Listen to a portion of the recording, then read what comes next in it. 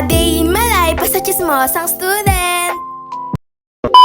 Samahan nyo nga kami ngayon sa Biyak na Bato dahil magsushoot kami para sa vlog conference. At kasama ko nga ang ate Hana nyo. Pagkadating nga namin ay kumain na kami agad ng quick dyan dahil malayo-layo din yung binayahin namin at nagutom kami. Umili na nga rin kami dyan ng tubig at maya-maya nga lang din pinaakyat na kami. Kasama nga namin dyan si Kuya dahil siya yung nag-e-explain at nagtuturo sa amin kung saan pa kami pwedeng pumunta. Eto nga yung unang tinuro sa amin ni Kuya ang Aguinaldo Cave kung saan makasaysayang lugar sa Biak na Bato. Marami nga sinabi si Kuya dyan pero hindi ko na natatandaan kung ano yung mga sinabi niya. Basta nagkwento siya about sa Aguinaldo Cave. At tingnan nyo naman yung mukha ko dyan, Diyos ko, pawis na pawis dahil mataas-taas din yung inakyat namin. At nagtatanong-tanong nga yung mga teacher dyan para makakalap ng impormasyon para sasabihin namin sa video. Maya-maya nga lang din umalis na kami at pupunta naman kami sa ibang part ng Biak na Bato. Hala, Biak daw, biyak yun, auntie girl. At tumawid kami dito sa may tulay, tunay nga na nakakatakot dahil gumagalaw-galaw siya. Maya nga lang din sinamalan na namin para madali kaming matapos para hindi rin kami gabihin. Bago nga ako may umalis inaya ko muna sila mag-TikTok ng tiramisu cake. Syempre, TikTok is live. Nasa page ko nga po pala yung full video niyan kung gusto nyo mapanood. Huwag ka nang maluntot.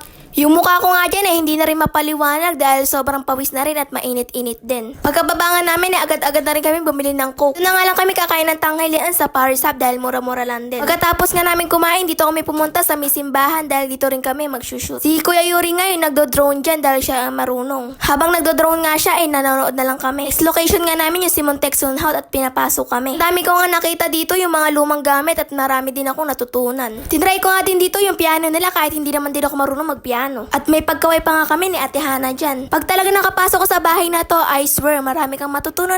I swear. Hala, nagmaha Salvador bigla. Bago nga kami umuwi, nagpicture-picture muna kami sa bahay na to para ba may memory. Hanggang doon na lang muna.